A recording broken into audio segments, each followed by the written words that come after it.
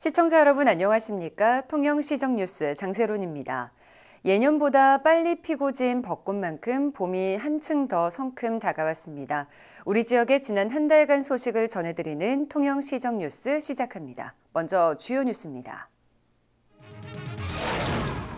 6월 출범을 앞둔 한국섬진흥원의 유치 열기가 뜨겁습니다. 시민들도 간절한 마음으로 섬진흥원 유치를 바라고 있습니다. 강석주 통영시장이 읍면동 주요 사업장을 방문하며 현장 행정 실현을 위한 행보를 이어갔습니다. 75세 이상 어르신 대상 백신 접종을 앞두고 통영에 화이자 백신이 도착했습니다. 통영 시니어 클럽이 실버 카페 2호점인 당산나무를 열었습니다. 첫 소식입니다. 6월 출범을 앞둔 한국섬진흥원의 유치 열기가 뜨겁습니다. 전남 신안군에 이어 전국에서 두 번째로 많은 섬을 갖고 있는 통영은 여러 가지 이점을 내세우며 유치에 자신감을 보이고 있는데요. 시민들도 간절한 마음으로 섬진흥원 유치를 바라고 있습니다. 표영민 기자입니다. 전국의 섬에 대한 연구와 정책을 발굴할 한국섬진흥원. 오는 6월 출범을 앞두고 전국 8개 시군구가 치열한 유치 경쟁을 벌이고 있습니다. 섬진흥원은 앞으로 5년간 407억 원의 생산 유발 효과와 247억 원의 부가가치 효과진, 막대한 경제적 파급 효과를 가져다 줄 것으로 전망되기 때문입니다. 전국에서 두 번째로 많은 570개 섬이 있는 통영도 유치 전에 뛰어들었습니다. 통영시는 남해안 중심 도시라는 지리적 이점과 역사성, 교통 편의성 등을 내세워 최적지임을 강조하고 있습니다. 행정안전부에서 발표한 섬 유형별 분류에 따르면 우리 시의 섬들이 유형별로 두루 분포되어 있어서 섬 지역에 대한 조사 연구를 목표로 하는 국립한국섬진흥원의 지지와 가장 적합한 곳이라고 생각합니다. 섬진흥원 유치를 바라는 지역의 열기도 뜨겁습니다. 강석주 시장이 시작한 한국섬진흥원 통영유치 챌린지에는 국회의원부터 지역 출신 인기 연예인, 시민들이 잇따라 참여했습니다. 이와 함께 범시민 온라인 서명운동에도 통영 전체 인구의 30%가 넘는 5만 명 이상이 서명을 마쳤습니다. 통영 시민으로서 통영에는 최저의 조건을 갖추고 있기 때문에 통영에 꼭 왔으면 좋겠습니다. 통영 시민으로서 한국섬진흥원이 꼭 유치되었으면 좋겠습니다. 행정안전부는 8개 유치 희망 지역에 대한 현장 실사 등 심사를 거쳐 이달 중 한국섬진흥원의 최종 설립 지역을 발표할 계획입니다. 강석주 통영시장이 지난 1월에 이어 읍면동 주요 사업장을 방문하며 현장 행정 실현을 위한 행보를 이어갔습니다. 점검은 3일 산양읍을 시작으로 7일간 어린이 미각도서관 조성사업과 법송 일반산업단지 조성사업, 중앙전통시장 주차장 조성사업 등 시가 역점적으로 추진하고 있는 주요 사업장 20여 개소를 확인할 계획입니다.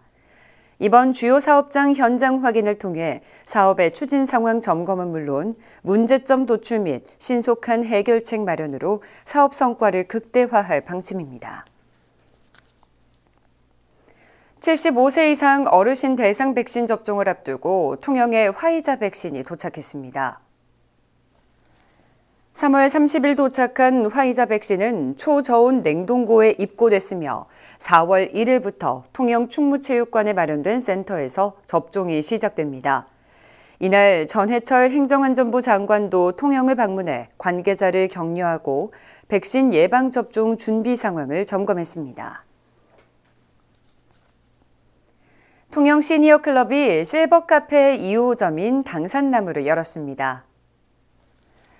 통영시 노인 일자리 전담 기관인 통영 시니어 클럽은 지난 3월 19일 2호점 당산나무의 개관식과 함께 무료 시음회 행사를 진행했습니다.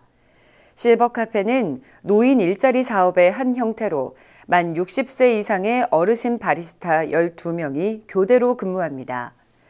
지난 2019년 5월 통영 박경리 기념관의 1호점인 북카페 토지가 개관했습니다. 통영시 자원봉사센터가 지난 3월 20일 시청에서 통영시 청소년봉사단 발대식을 개최했습니다. 이날 발대식은 22명의 봉사자가 참석해 앞으로의 활동을 계획하고 연간 활동에 대한 아이디어를 공유하는 시간을 가졌습니다. 이번 봉사단은 3월부터 오는 11월까지 매월 1회 주말을 이용해 코로나19로 인해 집에 머무르는 시간이 늘어나면서 나타난 문제들을 해결하기 위한 인식 개선 활동 등의 활동을 진행할 예정입니다.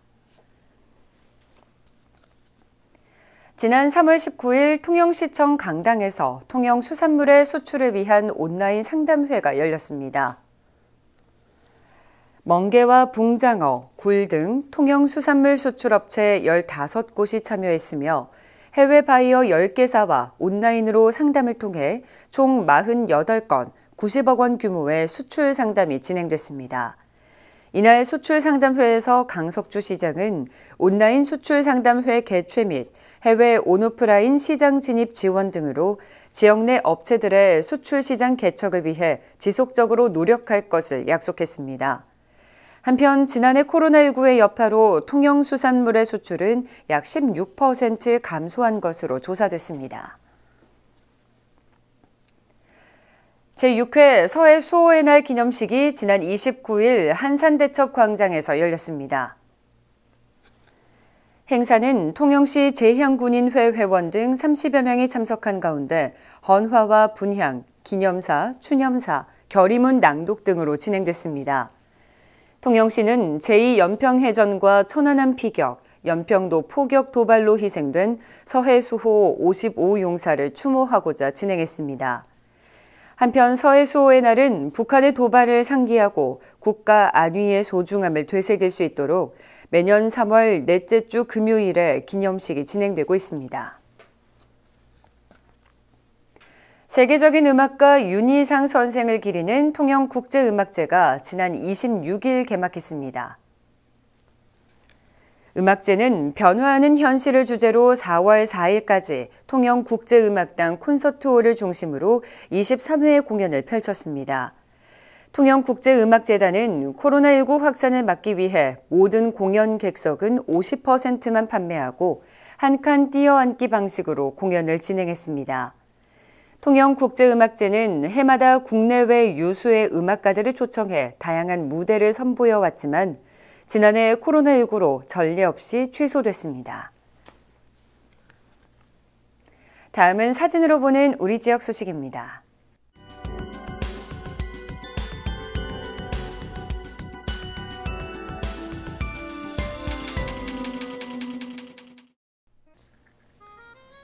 광도면 지역사회보장협의체가 경남도에서 공모한 2021년 읍면동 지역사회보장협의체 특화 사업에 당선됐습니다. 이번 사업은 지난 1월 경남 도내 총 305개 읍면동 중 10개 읍면동에만 주어지는 특화 사업 공모에 신청한 광도면은 통영시에서 유일하게 820만 원의 사업비를 지원받게 됩니다. 통영시가 3월 4일 간부와 부서장 44명이 영상회의를 통해 아이 키우기 좋은 직장 문화 만들기 실천 결의대회를 개최했다고 전했습니다. 이번 결의대회는 20, 30대 젊은 직원 증가에 대비해 출산 직원이 크게 늘지 않고 있어 공직사회부터 솔선하여 저출산 극복과 출산 양육에 대한 배려 문화를 조성하고 지역사회로 확산하기 위해 실시됐습니다. 통영시 치매안심센터가 프로그램 참여가 어려운 경도 인지장애 진단자와 경증 치매 환자 150명을 대상으로 가정방문 인지기능 재활관리 사업을 운영합니다. 이 프로그램은 인지교육 자격증을 가진 교사가 직접 가정을 방문해 주 2, 3회 약 1시간 동안 1:1 개인별 맞춤으로 상하반기에 걸쳐 운영됩니다. 통영시는 장기체류 여행 프로젝트 2021 경남형 한 달살이 내 멋대로 스테이인 통영의 참가자를 모집했습니다. 참가자에게는 최소 3일부터 최대 30일의 기간 동안 숙박비와 통영의 문화예술 체험 및 관광지 입장료가 지원되며 통영의 관광자원과 문화, 예술, 역사 자원, 축제 등을 홍보하는 과제를 수행하게 됩니다. 통영시는 문화체육관광부와 한국관광공사가 주관한 2021년 지역관광추진조직 육성지원 사업자에 통영 한산대첩 문화재단이 최종 선정돼 국비 1억 5천만 원을 지원받는다고 밝혔습니다. 시는 이번 공모 사업을 통해 민관이 주도하고 관이 함께 만들어가는 통영 관광의 새로운 기반을 조성할 계획입니다. 통영시가 국토교통부 주관 2021년 공공분야 드론 조종 인력 양성 사업에서 교관 1명, 조종자 1명 등 2명이 드론 조종 국가공인 자격교육 지원 대상으로 최종 선정됐습니다. 통영시는 본 사업 참여를 통해 시민이 체감할 수 있는 발빠른 드론 행정을 구현하는 데 최선을 다할 계획입니다. 통영시는 도시민에게 통영시 광도면 노산리 일원에 주말 농장 텃밭을 분양했습니다. 우리 농산물 애용과 농업 이해 증진을 도모하기 위한 공간으로 한 가구당 16.5제곱미터를 49명에게 분양했으며 운영 기간은 3월 15일부터 12월 말까지입니다. 주말 농장 운영에 필요한 채소류 모종과 씨앗, 텃밭 농자재는 분양자가 직접 구입해 사용하고 그 외 공용 농기구 유기질 퇴비는 농업기술센터에서 제공합니다. 이상으로 통영 시정 뉴스를 마칩니다. 시청해주신 여러분 고맙습니다.